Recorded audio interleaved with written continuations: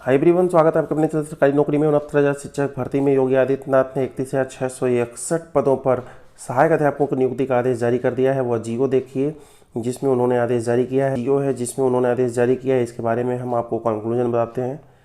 सबसे पहले आप यहाँ देख सकते हैं सब्जेक्ट में उत्तर प्रदेश बेसिक शिक्षा परिषद द्वारा संचालित परिषदीय प्राथमिक विद्यालय में 69,000 पदों के सापेक्ष 31,661 सहायक अध्यापकों की नियुक्ति के संबंध में यह लेटर लिखा गया है, जिसमें पहला पॉइंट लिखा हुआ है रामशरण मौर्य वाला जो केस चल रहा था।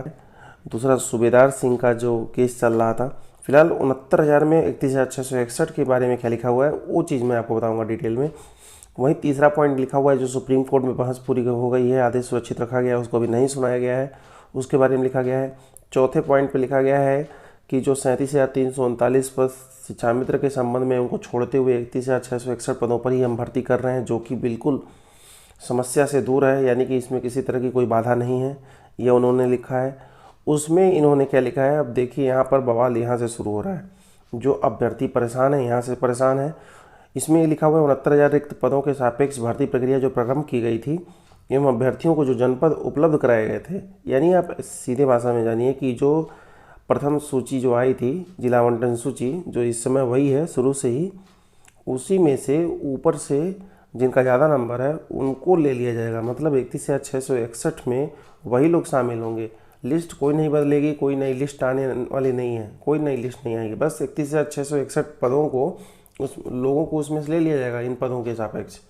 अब उसके लिए 31,661 लोगों की नई लिस्ट भी जारी की जा सकती है या उसी में से लेकर के काउंसलिंग पर बुलाया जा सकता है। लेकिन ऐसा कुछ नहीं है कि जनपद जो आवंटित हुए थे उसमें कुछ चेंजिंग आएगी, जो आरक्षण इनको मिले थे उनमें कोई चेंजिंग आएगी। मतलब वही रह गया, यानी कि एमआरसी के जो कैंडिडेट्स थे वह भी तो होंगे ना 31,661 में। तो ये लोग क्या करेंगे, तो ये लोग विरोध करेंगे। विरोध हो भी गया है, अभी आपको हम दिखाते हैं। तो अगर बात करें अगले पॉइंट की, तो इसमें एक रामशरण मौर्य की और अन्य बनाम सरकार के नाम से जो फाइल थी सूबेदार सिंह के साथ, वह अंतिम उसका निर्णय जो भी आएगा वह सब सरकार के और कोर्ट के अधीन रखा जाएगा। मतलब उसमें जो सही रहेगा उसके अनुसार किया जाएगा, यानी कि जो भी फैसले आने वाले हैं, जो भी याचिकाएं चल रही हैं। तो अभी बात कर लें अगर अगले पॉइंट की, अभी आपको हम दिखाते हैं कैसी बाधा आ गई है। इसमें कहा गया है सरकार पहले से ही परेशान है, सोच रही है। इसमें देखिए, इसमें लिखा हुआ है सूबेदार सिंह के संबंध में अंतिम जो भी निर्णय आएगा उसके संबंध में जो भी नियुक्ति पत्र होगा स्पष्ट किया जाएगा उसमें कि आपको किस तरह आरक्षण के तहत आपको भर्ती किया जा रहा है, ये सब डिटेल्स लिखा होगा।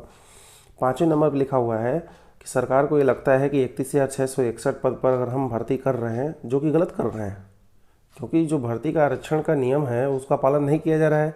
इनको पता है एमआरसी का लफड़ा तो अभी 67,867 में चल रहा है, बस 31,661 का एक अलग लफड़ा चलेगा। इनको पता है ऐसा होगा, तो इसलिए इन्होंने क्या किया है, हाई कोर्ट में इन्होंने लखनऊ इलाहाबाद, इन्होंने देखा कि लखनऊ और इलाहाबाद दोनों हाई कोर्ट में याचिकाएँ पढ़ सकती हैं 31,661 के खिलाफ। तो इन्होंने क्या किया, कैविएट लगा दिया। तो कैविएट आप करना जानते हो, कैविएट का मात्र इतना मतलब है कि आपको सूचना देना। अगर दो लोग हैं केस फाइल किए हैं, एक लोग चले गए केस फाइल कर दिए किसी के खिलाफ, तो दूसरा पार्टी जाकर के कैविएट लगा सकता है। मतलब कैविएट का मतलब होता है कि अगर कोई भी फैसला लिया जाए इस केस में तो हमको भी बताया जाए, हमारी बात भी सुनी जाए। कैविएट का मतलब इतना ही होता है, कुछ विशेष नहीं होता है। तो देखिए आपको बताते हैं कि कौन सा वो बाधा है।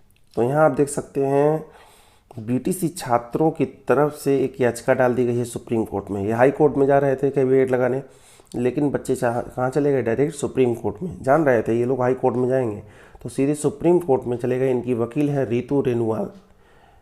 इन्होंने 22 सितंबर को ही सुप्रीम कोर्ट में एक याचिका दायर कर दी है 31,661 के खिलाफ।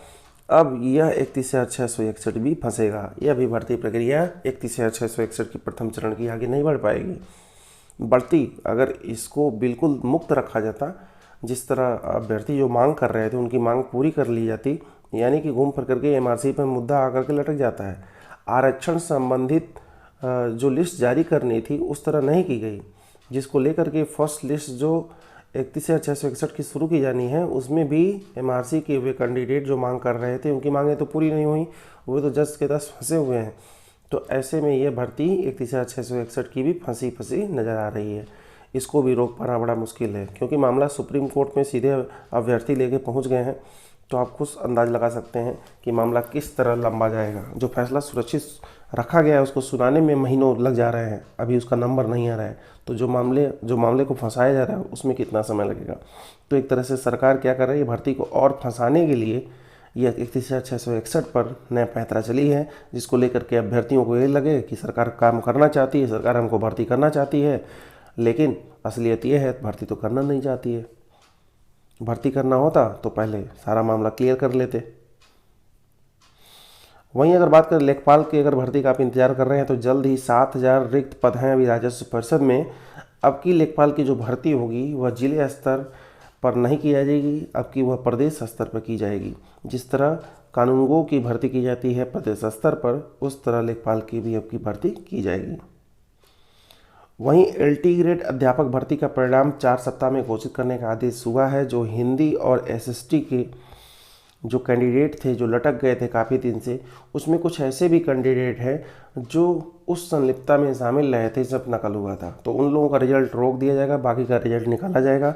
1 महीने का समय मिला हुआ है, 1 महीने के अंदर रिजल्ट निकाला जाएगा।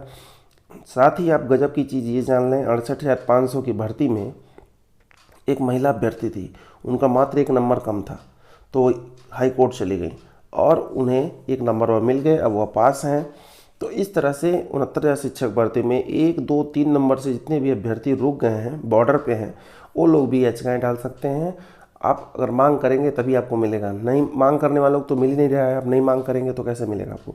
तो जो भी अभ्यर्थी हैं वो अपनी मांग करें, और 1, 2, 3 नंबर से अगर आप रुके हुए हैं, अगर आप कट ऑफ पे नहीं आ पाए 90-97 के, तो आप ये काम कर सकते हैं, आपको मिल सकता है। हम आपको दिखा सकते हैं। यहाँ पर 1 नंबर उस अभ्यर्थी को मिला था, महिला अभ्यर्थी थी।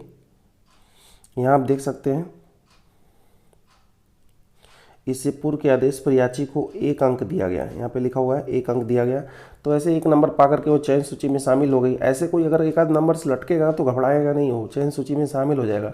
हाँ, अगर वो नंबर उसका काटा गया है, तो अगर नंबर उसका नहीं है तो क्या कर सकते हैं। फिर काउंसलिंग नहीं कराया जा रहा है, मतलब ज़बरदस्ती की जा रही है। इसको लेकर के कोर्ट ने क्या किया है, बेसिक शिक्षा निदेशक को वारंट जारी कर दिया है और चेतावनी दी है कि जल्द से जल्द अगर आप उपस्थित नहीं होते हैं जवाबों के साथ, तब आपके खिलाफ जो भी कार्रवाई होगी वो की जाएगी। कि अभ्यर्थी जो शिक्षक भर्ती के परिणाम का इंतजार कर रहे हैं, जो अंग्रेजी विषय के हैं, उनका संशोधित परिणाम जो प्रतीक्षा सूची के अभ्यर्थी हैं, उनको मुख्य परीक्षा परिणाम में शामिल किया जाने का जो मांग है वो किया गया है। सचिव से 2 सप्ताह में जवाब तलब किया गया है। कोर्ट ने कहा है जवाब सही दें और जल्द ही इन अभ्यर्थियों को उनकी जो मंशा है, जो चाहते हैं, उनको पूरा किया जाए। फिलहाल 31,661 भर्ती फंसी हुई है, आप मान के चलिए। अभी इस पर कुछ अपडेट आती है आपको बता दिया जाएगा। धन्यवाद।